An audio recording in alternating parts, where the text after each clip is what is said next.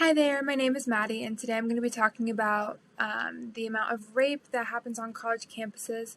And by the end, I hope that you will feel inclined to sign this petition to keep universities accountable by pushing them to develop prevention programs as well as more serious disciplinary actions for all of the attackers to make a just overall safe environment for the campus. So let's get into it.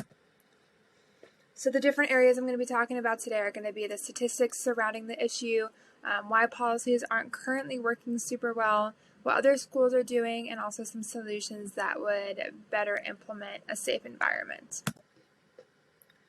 So there are many cases of rape, whether or not it's reported or unreported, but the reality is that only 20% of cases are actually reported. And so this can be due to the victims not feeling like they are going to be heard, if they're going to be shamed. There's so many stigmas around sexual assault. And so a lot of victims don't feel that they can come forward and talk about it, especially if the attacker is someone of high influence within the university. Likewise, most of the time, besides this 19.5%, the attackers are people that the victim knew. So whether it's their intimate partner in the relationship, whether it's an acquaintance, classmate, you name it, most of the time a victim does know the attacker when they are assaulted on campus, and it is very rare that it's just a random stranger who decided to be violent. And lastly, sexual assault is very prevalent just in society as a whole, but age range of 18 to 24 is the most high risk for sexual assault. Part of that is just because of the age and how, as you're going into college, you're free, you're experiencing new things, and so your guard can be a little bit down. You're just wanting to have fun, and that's when people can kind of slip in and take advantage of that. And so now, why is it so prevalent on universities, campuses in particular? There are a couple different reasons. The first is that colleges don't have a lot of resources for victims. By that, I mean for both physically, emotionally, mentally, and also just to take action against the attacker. There aren't a lot of resources besides the basic, like, do you want to report it? That's about as in-depth as it goes, because a lot of students who experience this have effects such as depression, isolation, PTSD, all of those kind of things that if not treated right away, it can carry into future relationships, trust issues, all of that stuff.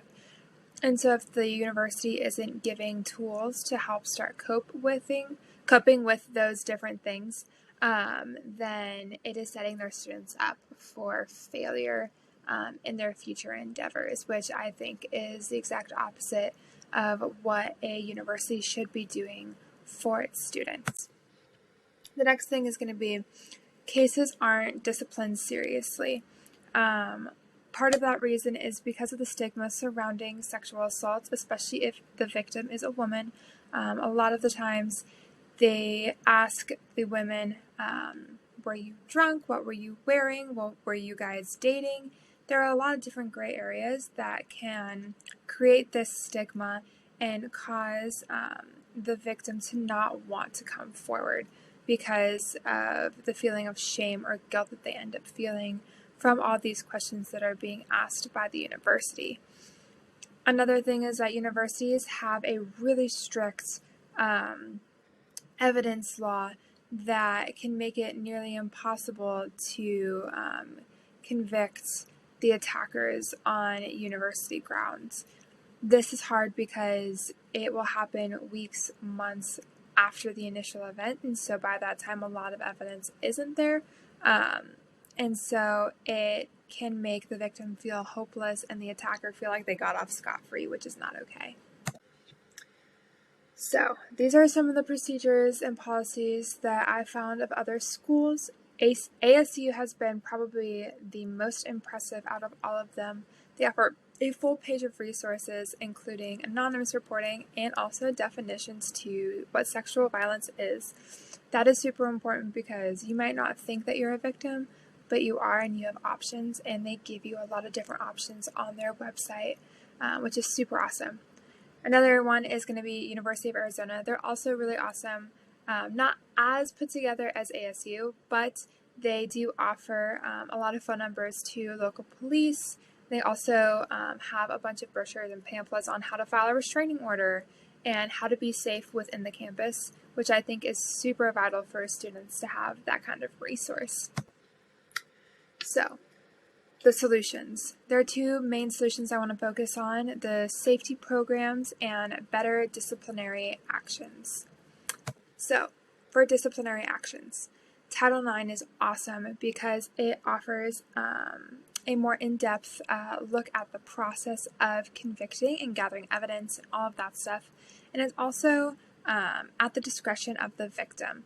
They get to kind of call the shots on if they want to see the attacker and how much they're comfortable with, because every person processes things differently and at different paces. So it's super important not to overwhelm them, because that could further harm them in the process.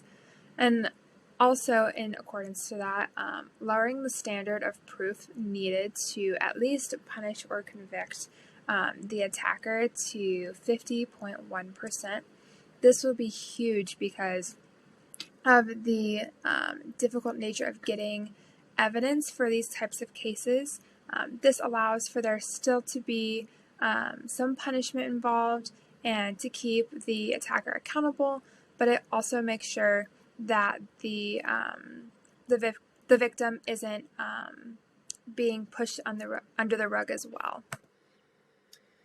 The next thing is going to be safety programs. One great one is the Green Dot program, and that is focused on bystanders, and it just helps them get some tools to be able to intervene safely, of course, to stop different situations before they happen. Kind of like if you're at a party and you use the buddy system, that would be a good equivalent for this type of program. Another thing is going to be mobile apps for reporting and coping. Campus safety apps are a great way for people to have resources at the click of a button, and if they are in a immediate danger, they have those numbers and they have those resources right there, and so they can quickly take it out and use it and potentially prevent further harm. So, sexual assault can happen to anyone, and as scary as that sounds, universities should be on guard, and they should be holding their students at the highest priority, whether that is safety, whether that is procedures. The students should always be top tier priority. And so it is so vital that we keep these universities accountable, and we urge them to develop these programs and develop stricter rules so that we all as a collective student body can feel safer on campus. Thank you.